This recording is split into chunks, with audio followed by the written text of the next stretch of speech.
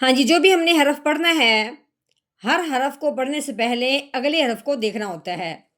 جیسا کہ اب یہ ہاں ہے، ہاں کے اوپر لگی ہوئی ہے زبر، تو ہاں کو پڑھنے سے پہلے ہم نے آگے دیکھا ہے، آگے ہے الف، اس سے آگے دیکھا ہے الف ہے، اس کے آگے دیکھا ہے لام ہے، اس کے اوپر جزم لگی ہوئی ہے۔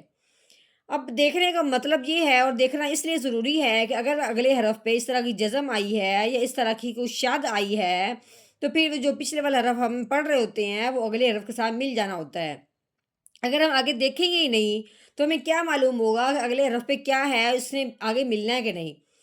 تو اب ہم نے ہاں کو اگر آگے نہ دیکھتے تو الف کے ساتھ ملا دینا تھا، کیونکہ الف سے پہلے زبر آ جائے وہ حرف آپس میں ملتا ہوئے لمبا ہو جاتا ہے۔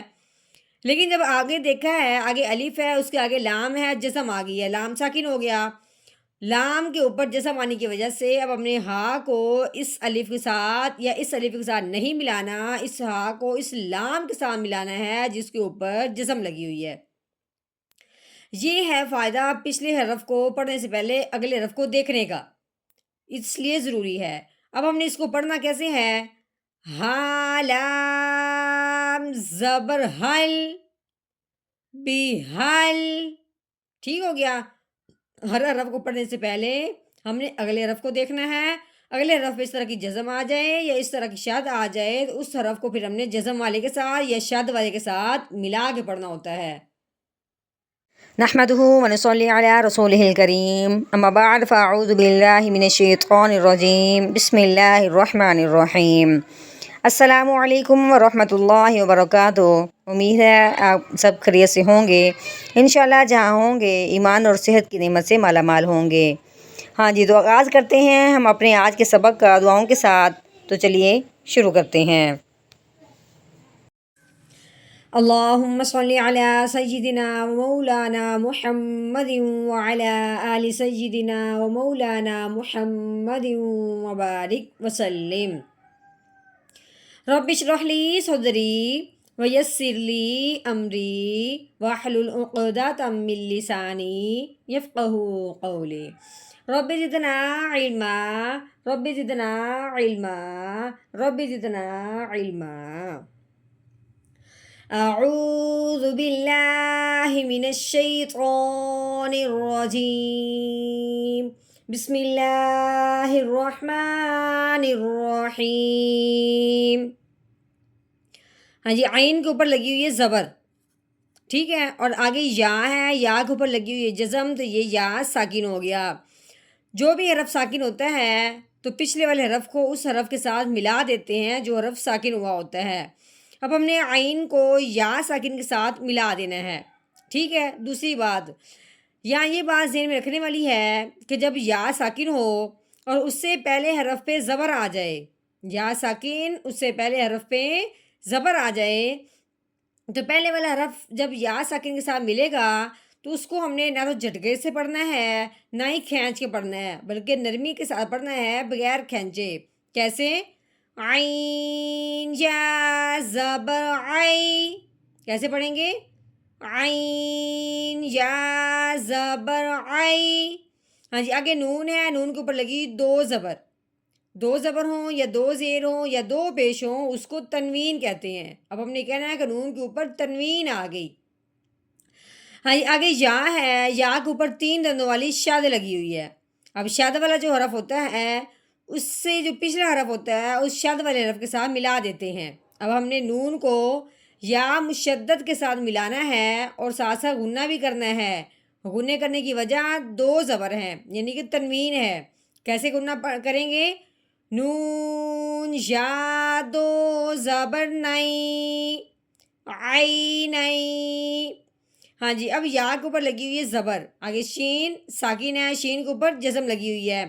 اب ہم نے کیا کرنا ہے؟ یا کو شین کے ساتھ ملانا ہے۔ کیسے؟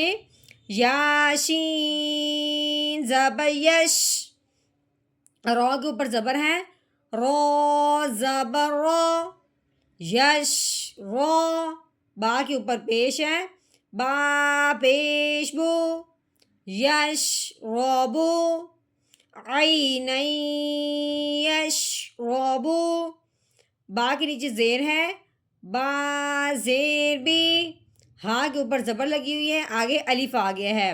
لیکن اس سے آگے بھی الف ہے، لیکن آگے لام، اس کے اوپر جزم آ گئی، لام ساکن ہو گیا۔ اگر لام ساکن نہ ہوتا تو پھر ہم نے الف کو ہا کے ساتھ ملا دینا تھا، لیکن ساکن ہونے کی وجہ سے اب ہم نے ہا کو لام کے ساتھ ملانا ہے۔ کیسے؟ ہا لام زبر حل، بحل، میم کے اوپر پیش ہے، میم پیش مو، قوف کے اوپر زبر، اگر رو مشدد، رو کے اوپر شد آ گئی ہے، قوف کو اب ہم نے رو کے ساتھ ملانا ہے شد کی وجہ سے۔ قوف رو زبر قر، مقر، رو کے اوپر زبر ہے، رو زبر رو، مقر رو، با کے اوپر پیش ہے، آگے واؤ ساکن ہے، واؤ ساکن ہو اور اس سے پہلے حرف پہ پیش آ جائے تو پہلے والا حرف جب واؤ ساکن کے ساتھ ملے گا تو ساتھ ساتھ ایک الف کے برابر لمبا بھی ہوگا۔ کیسے؟ با واؤ پیش بو، مقربو، نون کے اوپر زبر ہے، نون زبر نا، مقربونا۔ اب آگے یہ جو گول دائرہ بنا ہوا ہے اس کا نام ہے وقف، یعنی کہ یہاں آیت مکمل ہوگی۔ جب یہ وقف آ جائے تو سمجھو کہ پیچھے والی آیت جو ہم نے پڑھ رہی ہے وہ یہاں پہ آ کے مکمل ہوگی ہے، یعنی کہ بات ایک دفعہ مکمل ہوئی ہے۔ تب ہم نے وقف کی صورت میں جو آخر والا حرف ہوتا ہے اس کو ساکن کرنا ہوتا ہے، تب ہم نے نون کے اوپر جو زبر لگی ہوئی ہے اس کو ہٹا دینا ہے، تو پیچھے ہم نے نون کو ساکن کرنا ہے۔ کیسے پڑھیں گے؟ آگے وقف، مقربون، مقربون۔ ہاں جی، اب مکمل آیت ہم نے توڑ کر کے پڑھ لی، دیکھا ہے کہ اس کو کس کے ساتھ ملانا ہے، غنہ کرنا ہے، کس کو نہیں ملانا اور ملانے کی وجہ کیا ہے، غننے کی وجہ کیا ہے، یہ تو سارا ہم نے پڑھ لیا۔ تو اب ہم نے اس کا توڑ کیا، یعنی کہ ایک چیز کا ہم نے اجرا کیا ہے، اب ہم نے مکمل آیت کا جوڑ کرنا ہے، یعنی کہ روانگی کے ساتھ پڑھنا ہے۔ تو چلیے شروع کرتے ہیں۔ عینا یشرب بها المقربون، عینا یشرب بها المقربون۔